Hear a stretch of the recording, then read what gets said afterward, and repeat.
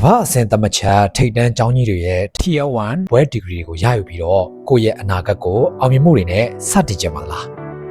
ကမ္ဘာကျော်တက္ကသိုလ်ကြီးတွေရဲ့သင်ရိုးညွှန်းတမ်းတွေကိုကိုယ့်နိုင်ငံနဲ့အနည်းဆုံးမှာရှိတဲ့စင်ကာပူနိုင်ငံမှာတင်တက်ရောက်နိုင်မဲ့အထူးခွင့်လန်းရှိနေပါပြီ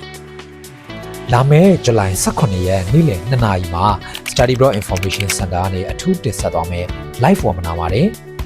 James Cook University စင်ကာပူရဲ့လာမယ့် September ကျောင်းဖွင့်ချိန်အတွက် Bachelor ရော Master တက်ရောက်မဲ့ကျောင်းသူကျောင်းသားတွေပါရှောက်ထားနိုင်မယ်စင်ကာပူဒေါ်လာ1000အထိတန်ဖိုးရှိတဲ့ Big Ticket Scholarship အကြောင်း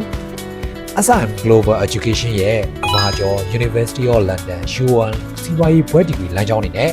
အောက်တိုဘာမှာစတင်တက်ရောက်ရမယ် SM Diploma Onboarding ပတ်ဝေးအကြောင်းတွေကိုတည်တည်ချာချာလမ်းညွှန်ပေးသွားမှာဖြစ်ပါတယ်။ဒါနဲ့မကပဲပညာသင်ဆုတွေကိုတေချာပေါက်စုပ်ကိုင်နိုင်ဖို့ Scholarship Exam Interview တွေအတွက်ဘယ်လိုမျိုးတွေပြင်ဆင်ရမလဲနဲ့ကိုယ့်ရဲ့ Academic Transcript တွေကိုအကောင်းဆုံးဘယ်လို Optimize လုပ်ရမလဲဆိုတဲ့ Strategy အဆင့်ဆင့်ကိုပါအခမဲ့ဝေမျှပေးသွားမှာပါ။အနည်းဆုံး September အောက်တိုဘာကျောင်းပွင့်ချိန်အတွက်အခွင့်အရေးတွေကိုလက်မလွတ်ရအောင်အခုပဲပညာရေးဆွေးနွေးပွဲကိုတက်ရောက်ဖို့အတွက်အခမဲ့ဆင်းပေးသွင်းလိုက်တော့နော်။ Webinar မှာဆုံတွေ့ကြပါမယ်။